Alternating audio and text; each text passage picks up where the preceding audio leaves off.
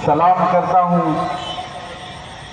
रांची ही नहीं बल्कि पूरे झारखंड के अलग अलग हिस्से से आए हुए तमाम जिंदा दिल साथियों को, जिन्होंने इस बारिश में भी हजारों की तादाद में इकट्ठा होकर के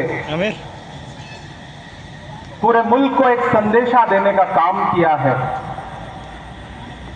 मुस्लिम पर्सनल बोर्ड का शुक्रिया अदा करूंगा और खुसूसी तौर पर शुक्रिया अदा करूंगा मोहतरम अदीब साहब का। उन्होंने मुझे हुक्म दिया कि आपको हाजिर होना है, उनका हुक्म था, हम आपके बीच में हैं। और इस बारिश में भी मुझे एक वक्त तो ऐसा लगा था कि शायद प्रोग्राम नहीं हो पाएगा। जब मैं एयरपोर्ट पे लैंड किया तो पता चला कि जोरों की बारिश है, लेकिन ये रांची है, न ये किसी साजिश से डरता है न बारिश से डरता है। मेरे कानों में तो आज भी वो नारा है चुनाव के दौरान जो यहां से लगता था कि झारखंड झुकेगा नहीं। वो जो नारा था वो अब भी मेरे कानों में है। सलाम है आपको झारखंड वालों। थोड़ी देर आपसे मुखातिब हूं। कभी कैफी आजमी ने कहा था कि ये जमीन तब भी निगल लेने पे आमादा थी। थोड़ी देर के लिए अब भैया अब चुप हो जाए, आप बैठो, सब कर लेंगे। सीधा रखो, अगर रहो तो सीधा रखो। ये जमीन तब भी निगल लेने पे आमादा थी, पांव जब टूटती शाखों से उतारे हमने। ये जमीन तब भी निगल लेने पे आमादा थी, पांव जब टूटती शाखों से उतारे हमने। उन मकानों को खबर है न मकीनों को खबर, उन दिनों की जो खलाओं में गुजारे हमने। हाथ ढलते गए सांचे में तो थकते कैसे, नक्श के बाद नए नक्श निखारे हमने। कि ये दीवार बुलंद और बुलंद और बुलंद, बामोदर और जरा और संवारे हमने। आंधियां तोड़ लिया करती थी शम्मों की लवें, जड़ दिए इसलिए बिजली के सितारे हमने। आज की रात बहुत गर्म हवा चलती है, आज की रात ना फुटपाथ पे नींद आएगी। सब उठें, तुम भी उठो, तुम भी उठो, तुम भी उठो, कोई खिड़की इसी दीवार में खुल जाएगी।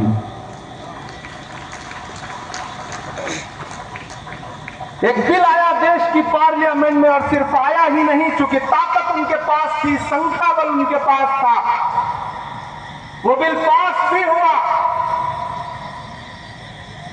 वो बिल और उस बिल का मकसद है कि हमारे पुरखों ने जो जमीनें दान की हैं, उन जमीनों को लूट करके नरेंद्र मोदी जी अपने धन्ना सेठ दोस्तों को बेचना चाहते हैं।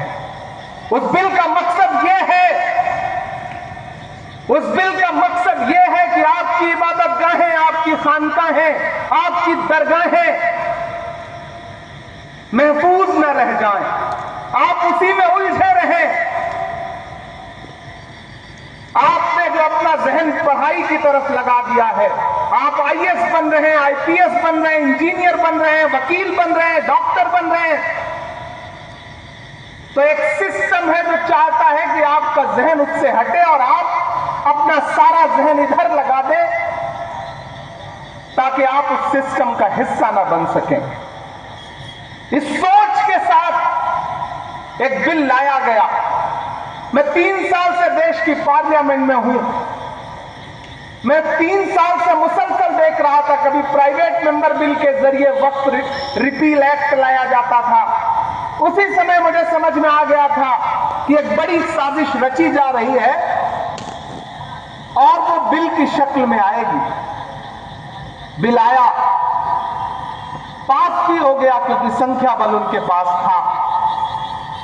लेकिन मैं इस मुल्क के विपक्ष के तमाम पॉलिटिकल पार्टियों को, तमाम मेंबर ऑफ पार्लियामेंट को इस मंच पर खड़ा होकर सलाम करूंगा उनको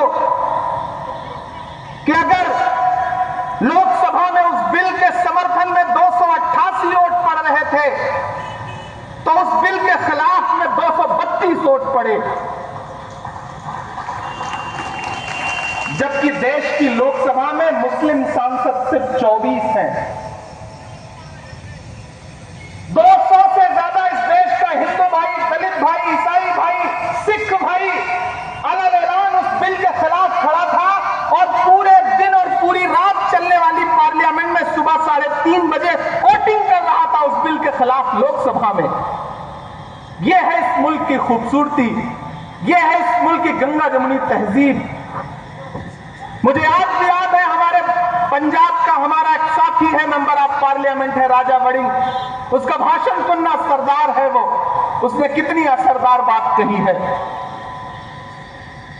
मुझे फख्र है इस मुल्क की गंगा जमुनी तहजीब पर, भले ही उसको पामाल करने की कितनी साजिशें की जाए, लेकिन जब राज्यसभा में अगले दिन यह बिल आया तो अगर इस बिल की हिमायत में 128 वोट पड़े तो अपोजिशन के 95 मेंबर ऑफ पार्लियामेंट राज्यसभा में ऐसे थे जो इस बिल के खिलाफ खड़े थे।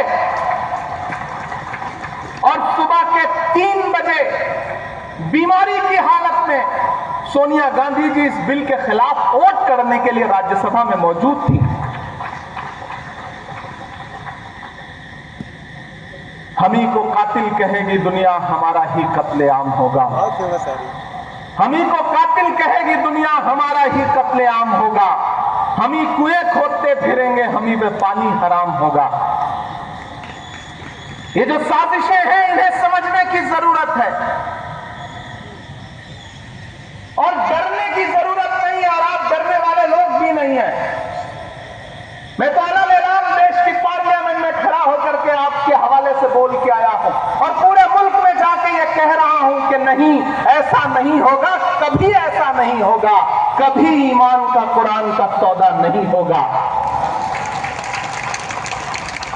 नहीं, ऐसा नहीं होगा, कभी ऐसा नहीं होगा, कभी ईमान का कुरान का सौदा नहीं होगा। हमें तुम कत्ल कर दो शौक से मंजूर है, लेकिन शरीयत के किसी मुद्दे पे समझौता नहीं होगा, नहीं होगा। लेकिन एक बात मैं यहां खड़ा होकर कहना चाहता हूं, मुस्लिम पर्सनल लॉ बोर्ड के तमाम जिम्मेदारान बैठे हैं, हमारे तमाम सियासी साथी बैठे हैं कि हुकूमतों ने आपको परेशान करने के लिए, आपको पामाल करने के लिए अपने तरीके बदल दिए हैं, अपने हथियार बदल दिए हैं, तो आपको भी लड़ाई के तरीके बदलने पड़ेंगे। आपको अपनी लड़ाई के तरीके बदलने पड़ेंगे, आपको अपनी भाषा बदलनी पड़ेगी। मैं बहुत जिम्मेदारी से यह बात कह रहा हूं और यह बात इसलिए कह रहा हूं कि मैं रांची में खड़ा हूं। यह वह सरजमीन है जहां तकरीबन 3.5 साल मौलाना अबुल कलाम आजाद ने नजरबंद रह करके गुजारा है। इन आबो हवाओं में, इन फजाओं में मौलाना आजाद की खुशबू है, यहां उनके एहसास है। मैं इसलिए यहां खड़ा होकर के यह बात कह रहा हूं। मैंने जब देश की पार्लियामेंट में अपनी तकरीर शुरू की थी तो उस समय भी मौलाना आजाद से शुरू की थी। मैंने कहा था कि 1947 में जामा मस्जिद की सीढ़ियों पर खड़े होकर के जब मौलाना आजाद ने तकरीर की थी और ये कहा था कि कहां जा रहे हो, ये है तुम्हारा मुल्क, यहां तुम्हारे आबाओ अजदाद की कब्रें हैं, तो लोगों ने अपने सरों की गठरियां उतार के रख दी थी। और आज उसी जामा मस्जिद की सीढ़ियों के पास सोए हुए मौलाना आजाद को फिर से सदा देनी पड़ेगी कि ये मेरी कब्र है, ये सरकार की जागीर नहीं है। ये सरकार जो आपकी इबादत गाहों को, आपके कब्रिस्तानों को अपनी जागीर बना लेना चाहती है, दरअसल मुखालफत उस सोच के खिलाफ है। वो जो अमेंडमेंट लेके आए हैं उसमें कुछ अमेंडमेंट इतने खतरनाक हैं कि अगर वो जमीन पर उतर गए और लागू हो गए तो हर शहर में, हर जगह ये सरकार एक अलग तरीके की फिरका परस्ती फैलाना चाहती है। हम लोग उसके खिलाफ पार्लियामेंट में भी लड़ रहे थे, सुप्रीम कोर्ट में भी लड़ रहे हैं। हमारे कई साथी हैं जिन्होंने अपने अपने तौर पे खुद से पिटीशन फाइल किया है। मैं भी पार्लियामेंट में लड़ने के बाद सुप्रीम कोर्ट में भी इस मुद्दे पे लड़ रहा हूं, और हमें सुप्रीम कोर्ट से बहुत उम्मीदें हैं कि वो आईन का पास जरूर रखेंगे। लेकिन हर लड़ाई सिर्फ पार्लियामेंट और न्यायालयों तक ही नहीं लड़ी जाती। और मैंने तो पार्लियामेंट में भी छाती ठोक के ये बात कही थी कि आज जो आप कृषि कानून, आज जो आप ये वक्फ का कानून लेकर के आए हैं, इसी ठसक और इसी जिद के साथ आप देश की पार्लियामेंट में सीए का कानून भी लाए थे, और आपने ये कहा था कि हम दूसरे मुल्कों में बसने वाले हिंदू भाइयों को हिंदुस्तान में ला करके उनको नागरिकता देंगे, उनको सिटीजनशिप देंगे। लेकिन मैंने उनकी पोल खोलते हुए यह बात कही थी कि पिछले 10 साल में 2000 हिंदू भाई भी आपसे नागरिकता मांगने के लिए नहीं आए। इसके उलट 15 लाख हिंदुस्तानियों ने पिछले 10 साल में हिंदुस्तान की सिटीजनशिप छोड़ दी, दूसरे मुल्कों में जाकर के बस गए। यह अंजाम हुआ है उस कानून का। ऐसे ही कृषि कानून लेकर के आए थे, उसके फायदे गिनवाए थे पूरे मुल्क को उन्होंने। लेकिन आपको याद होगा, मैं सलाम करूंगा अपने देश के किसानों को कि उन्होंने दिल्ली की सरहद पर आकर के अपने तंबू गाड़ दिए। 700 किसान शहीद हो गए, और एक दिन मजबूर होकर के देश के प्रधानमंत्री को अपने रूधे गले के साथ देश से कहना पड़ा कि हम कृषि कानून वापस ले रहे हैं। यह अंजाम हुआ उस कानून का। तो आप ये मत समझिए कि देश की पार्लियामेंट में कानून उन्होंने पास कर दिया तो अब आप खामोश होकर बैठ जाएंगे। नहीं, देश का आईन आपको ताकत देता है, आपको इजाजत देता है, और आपसे कहता है कि अगर कोई कानून आवाम के खिलाफ है तो उस पर बात होनी चाहिए, एहतजाज होना चाहिए। और मुझे खुशी है कि पूरे मुल्क का मुसलमान एहतजाज कर रहा है और ये कह रहा है कि हम इस लड़ाई को छोड़ेंगे नहीं, इस लड़ाई को लड़ते रहेंगे।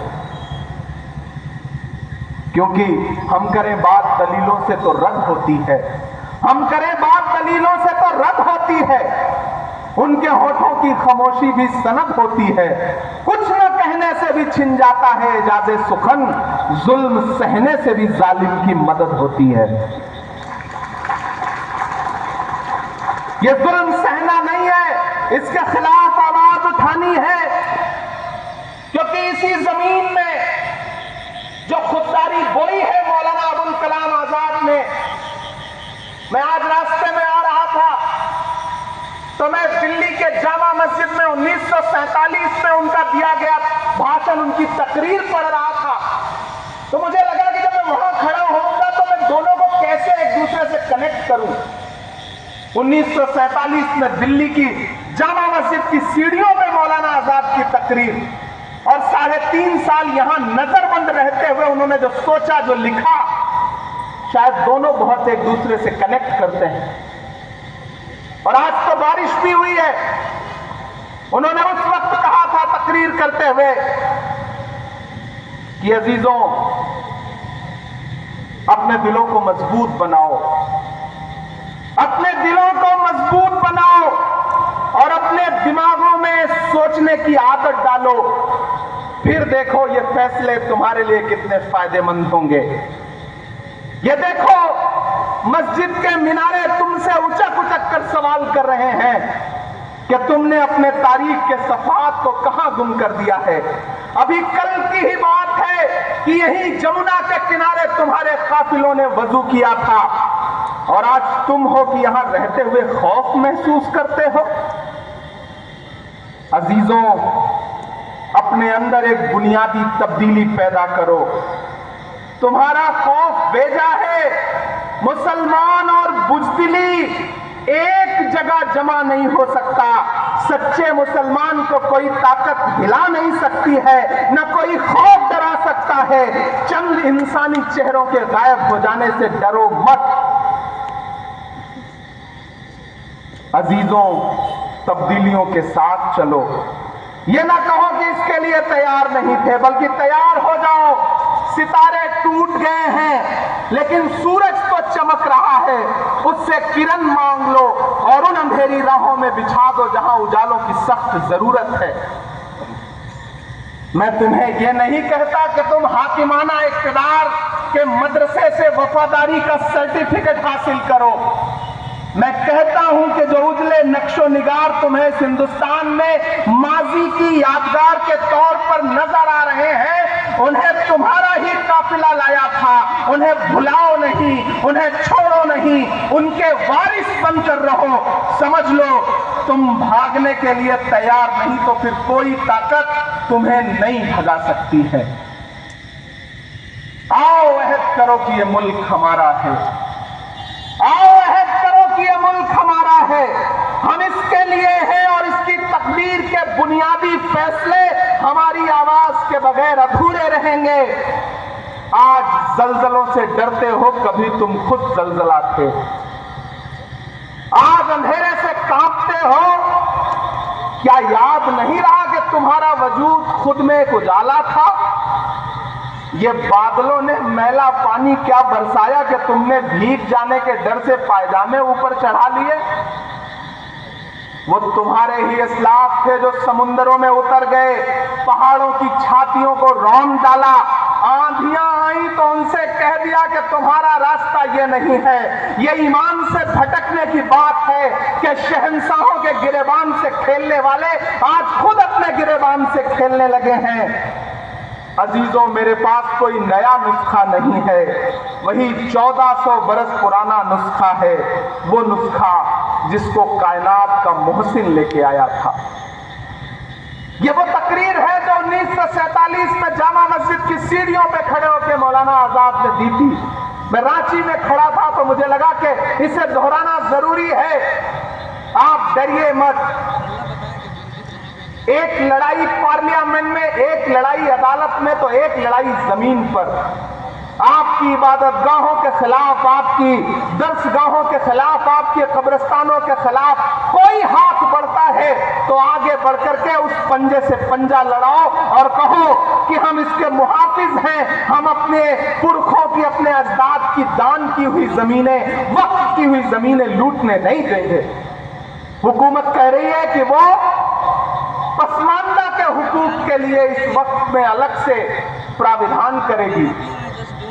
मैंने तो पार्लियामेंट में भी कहा था कि बुनकरों के उद्योग को बर्बाद करने वाली ये सरकार, चाहे वो मालेगांव हो, चाहे भिवंडी हो, चाहे इचलकरंजी हो, चाहे बनारस हो, चाहे मऊ हो, चाहे मुबारकपुर हो, चाहे रांची हो, पूरे मुल्क में जो बुनकरों के हाथ में कारोबार था कि अपने हाथों के हुनर से वो लोगों के जिस्मों के लिए लिबास बनाते थे, उस पूरे रोजगार को बर्बाद कर दिया गया। मैं तो नरेंद्र मोदी जी से कहना चाहता हूं कि ये बुनकर जो हैं, ये भी तो पसमानदा समाज से आते हैं। अगर आप पसमानदा समाज की भलाई चाहते हैं तो जो इनकी सब्सिडी थी उसको बहाल करिए। आप कहते हैं कि आप मुस्लिम बहनों के हुकूक के लिए कानून लेकर के आए हैं और वक्फ में आप मुस्लिम बहनों को हिस्सा देंगे। नरेंद्र मोदी जी, हमें गुजरात की बेटी बिल्किस याद है।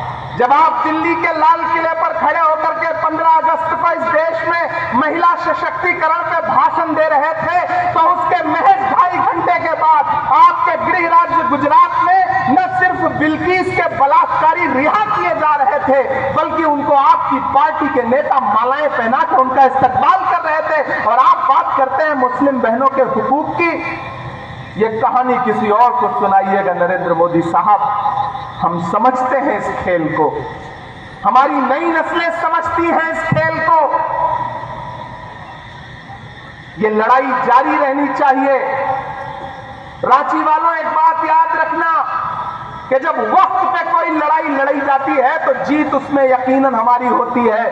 वक्त की अहमियत को समझना पड़ेगा। जो अखबार सुबह 5 रुपए का एक बिकता है, शाम होते होते वही 5 रुपए का 1 किलो मिलता है। वक्त की अहमियत को समझना पड़ेगा। खामोश मत होइएगा, डरिएगा मत, क्योंकि जब तक शेर अपनी कहानियां खुद लिखना नहीं सीखेंगे तब तक अपनी कहानियों में शिकारी खुद को महान बताते रहेंगे।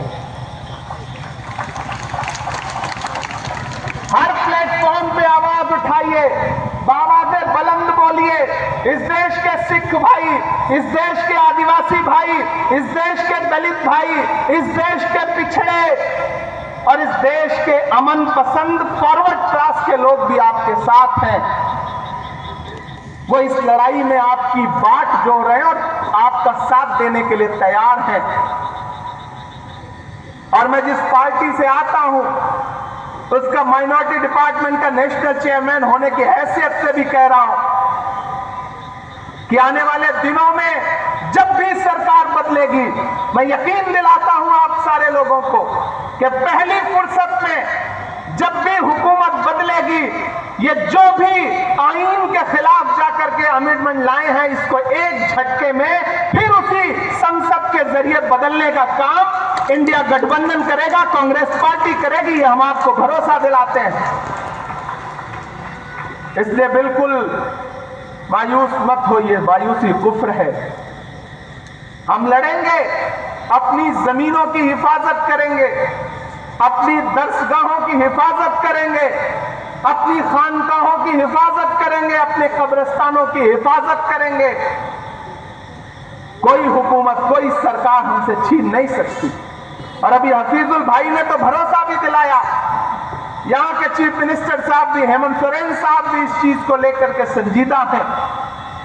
तो कम से कम कर्नाटक हो, तेलंगाना हो, झारखंड हो, ऐसे कई सूबे हैं जहां भाजपा की नफरत वाली सोच के बरक्स एक नई सेकुलर सोच खड़ी है, जो उनके किसी भी कानून के खिलाफ, जो कानून अवाम के हक में नहीं है, उसको अपने यहां इंप्लीमेंट नहीं होने देगी। ये हम आपको भरोसा दिलाते हैं। आपने बहुत लंबी तकरीरें सुनी है, बहुत ज्यादा बात नहीं करनी है।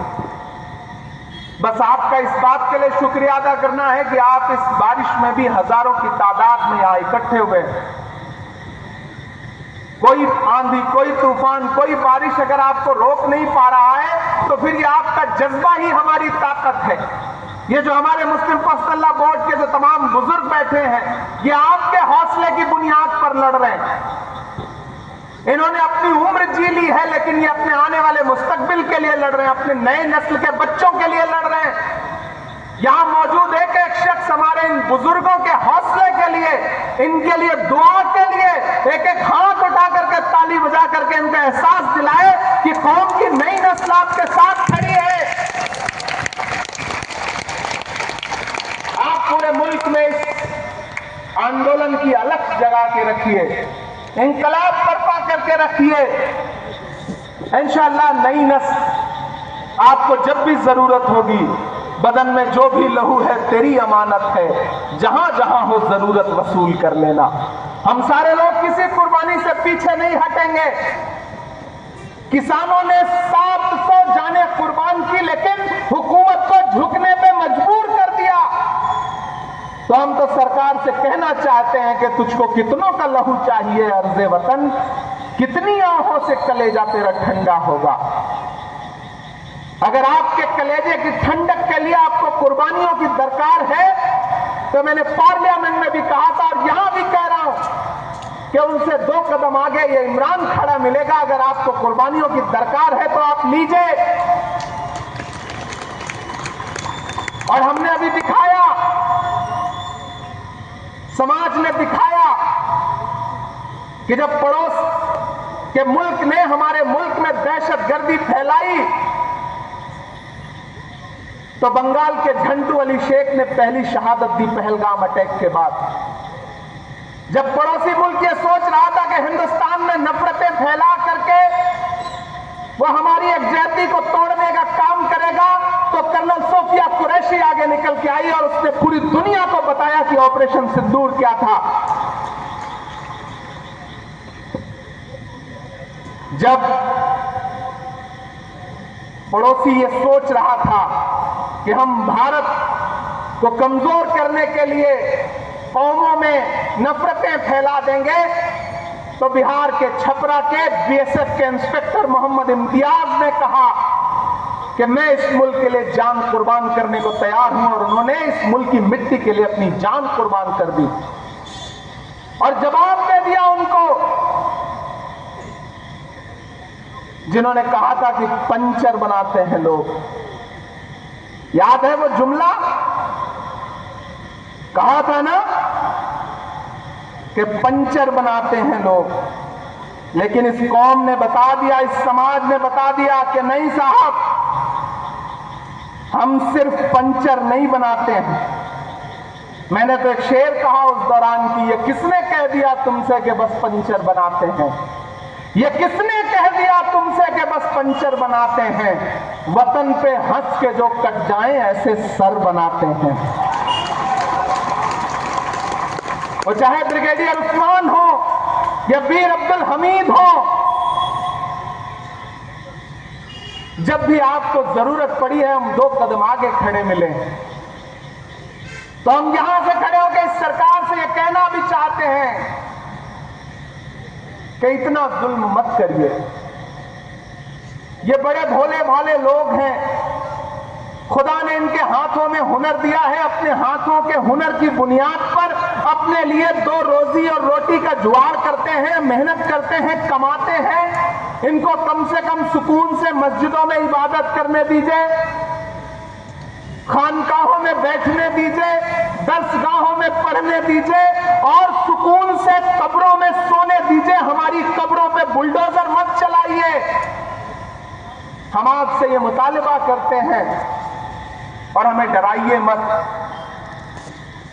मत समझना डराने से डर जाएंगे, अब के सारी हदों से गुजर जाएंगे। मत समझना डराने से डर जाएंगे, अब के सारी हदों से गुजर जाएंगे। मौत के नाम का खौफ देता है, क्यों? मौत जिस रोज आएगी मर जाएंगे।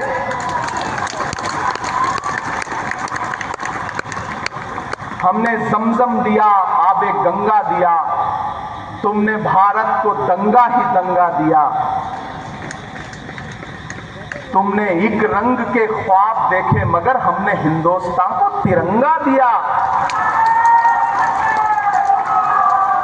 ये तिरंगा बदन पर लपेटे हुए एक दिन इस जमीन में उतर जाएंगे। मत समझना डराने से डर जाएंगे। हुकूमतों को ये बात समझ लेनी चाहिए और वो समझ भी रहे हैं। ऐसा नहीं कि नहीं समझ रहे हैं। ये वक्त अमेंडमेंट एक्ट पास होने के बाद जो मुल्क में कुछ बहुत सरप्राइजिंग हुआ है, कहीं ना कहीं इस बात का सबूत है कि वो समझ रहे हैं और चाहते हैं कि आपका जहन इससे हट जाए। लेकिन मैं मुस्लिम पर्सनल लॉ बोर्ड को सलाम करूंगा कि उन्होंने कहा है कि नहीं, हम जहन नहीं हटने देंगे, हम लगातार लोगों को बेदार करते रहेंगे और बेदार कर रहे हैं। मैं मेंबर ऑफ पार्लियामेंट हूं, मुझे आपकी दुआओं ने पार्लियामेंट में पहुंचाया है।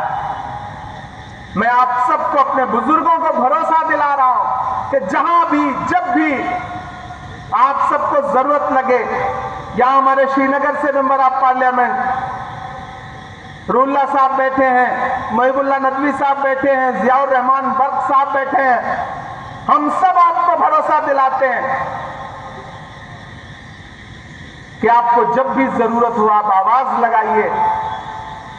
खुदा ने हमें जो भी ताकत दी है उस तमाम ताकत के साथ इस लड़ाई में आपके साथ शाना बशाना खड़े हैं। ये नहीं देखेंगे कि क्या नफा होगा क्या नुकसान होगा, जो होगा होगा। ये लड़ाई बहुत जरूरी है और ये लड़ाई बहुत अहम है। हम इस लड़ाई में आपके साथ खड़े हैं। आपका एक बार फिर से बहुत शुक्रिया। हम इस लड़ाई को जीतेंगे क्योंकि हम हक पर हैं, हम सच्चाई पर हैं। और आप भरोसा करिए कि सच्चाई से बड़ी कोई ताकत नहीं होती है। बीच में आपको याद होगा कि जो छोटी छोटी पॉलिटिकल पार्टियां हैं जो आजकल भाजपा के इशारे पे कुछ भी करने को तैयार हैं, उनके सहयोगी बन के घूम रहे हैं, वो मीडिया में बाइट दे रहे थे कि नहीं नहीं, वक्त के बिल से कोई नुकसान नहीं होगा, हम मुसलमानों को भरोसा दिला रहे हैं। कौन दिला रहा था? चिराग पासवान दिला रहे थे। कौन दिला रहा था? जयंत चौधरी दिला रहे थे। कौन दिला रहा था? नीतीश कुमार दिला रहे थे। कौन दिला रहा था? अजीत पवार दिला रहे थे। कौन दिला रहा था? चंद्रबाबू नायडू जी दिला रहे थे। तो मैं तो उन सब से कहना चाहता हूं कि कलम से और न स्याही से बात करना है, कलम से और न स्याही से बात करना है, वजीर से न सिपाही से बात करना है। हमारे बीच में दरबारियों को मत भेजो, हमें तो जिल्ले इलाही से बात करना है।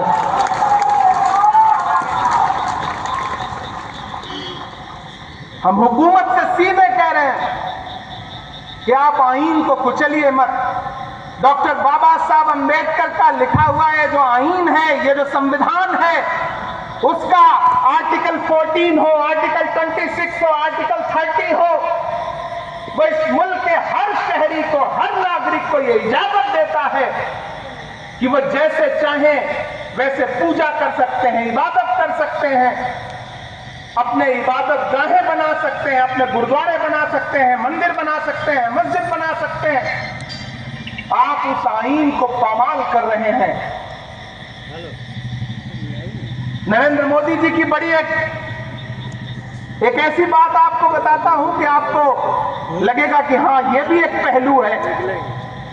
वो जब भी जिस चीज को ज्यादा रखने की कोशिश करें, ज्यादा उसके फेवर में दिखने की कोशिश करें, समझ लीजिए खतरा ज्यादा है। 2014 में याद है जब वो देश के प्रधानमंत्री बनकर पहली बार देश की पार्लियामेंट में आए थे, तो उन्होंने देश की पार्लियामेंट की सीढ़ियों पे माथा टेका था। याद है आपको वो तस्वीर? संसद में घुसने से पहले संसद की सीढ़ियों पे माथा टेका था। और अंजाम फिर क्या हुआ कि 10 साल बीतते बीतते उन्होंने पुरानी संसद ही बदल दी, नई संसद बना दी। इस बार उन्होंने क्या किया है? इस बार उन्होंने संविधान को माथा टेका है। इसलिए खतरा बहुत बढ़ गया है। ये जो एक्ट ला रहे हैं, दरअसल ये संविधान को बदलने की साजिशें हैं। और उनके तमाम नेता हो, चाहे लल्लू सिंह हो, चाहे अनंत हेगड़े हो, चाहे दिया मिर्धा हो, चाहे अरुण गोविल हो, उन्होंने चुनावी नारों में कहा है कि हम संविधान बदलेंगे, हमें 400 सीटें दीजिए। वो तो भला हो इस देश के अमन पसंद लोगों का कि उन्होंने 400 पार का नारा लगाने वालों को 240 पे लाके अटका दिया। उनको हुकूमत चलाने के लिए 2 बैसाखियों की जरूरत पड़ी, एक नीतीश बाबू की, एक चंद्र बाबू की। एक भी बैसाखी हटकी, सरकार की सांस अटकी।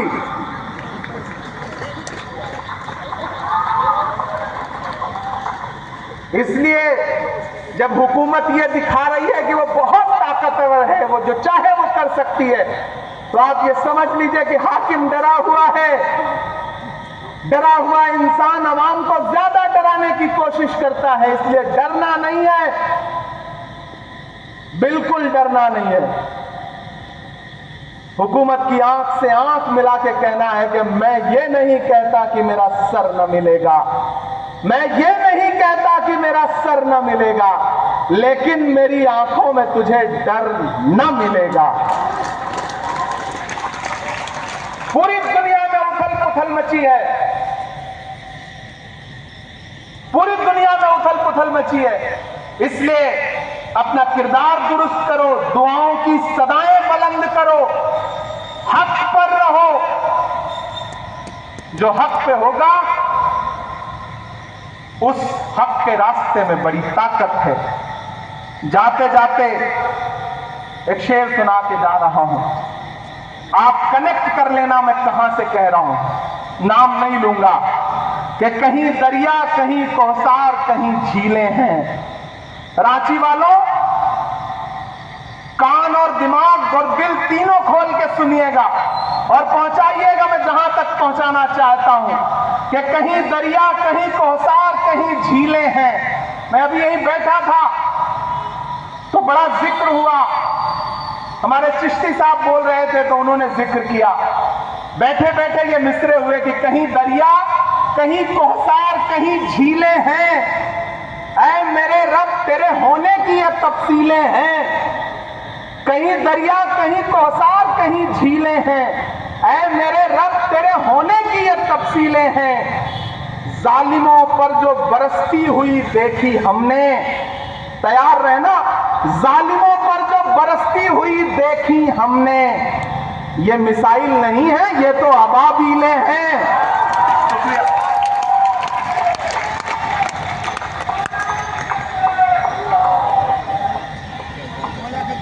मोहतरम हज़रात,